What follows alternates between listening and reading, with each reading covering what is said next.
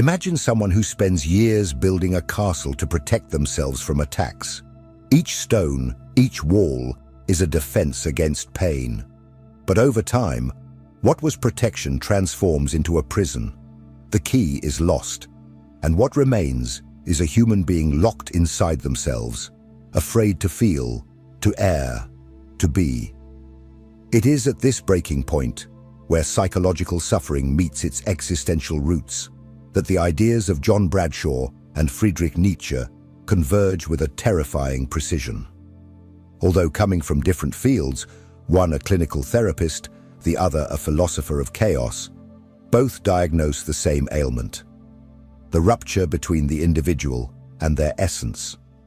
Toxic shame for Bradshaw is the poison that distorts identity from childhood. For Nietzsche, this shame is the product of a decadent morality created to weaken the vital power of the human being. And the antidote, in both cases, requires courage. A courage that begins with facing the pain. Bradshaw invites us to descend into the catacombs of the psyche, where the wounded child resides.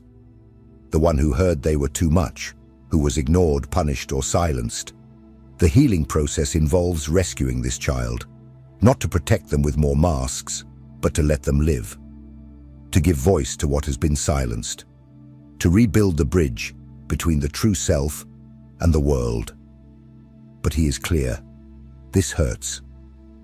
The return to the authentic self requires traversing the desert of internalized shame, self-judgment, and emotional memory. It is a plunge into one's own darkness. Nietzsche, for his part, offers no emotional relief. He is not interested in comforting, but in awakening.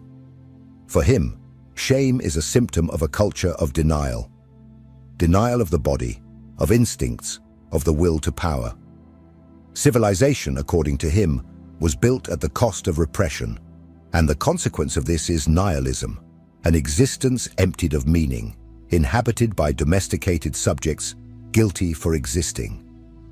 Nietzsche demands destruction. He speaks of revaluation of values, of murdering idols, of setting fire to the foundations of inherited moral thought. Because only when everything false is reduced to ashes can something new emerge. And here lies the most fascinating point. Bradshaw speaks of healing, Nietzsche of creation.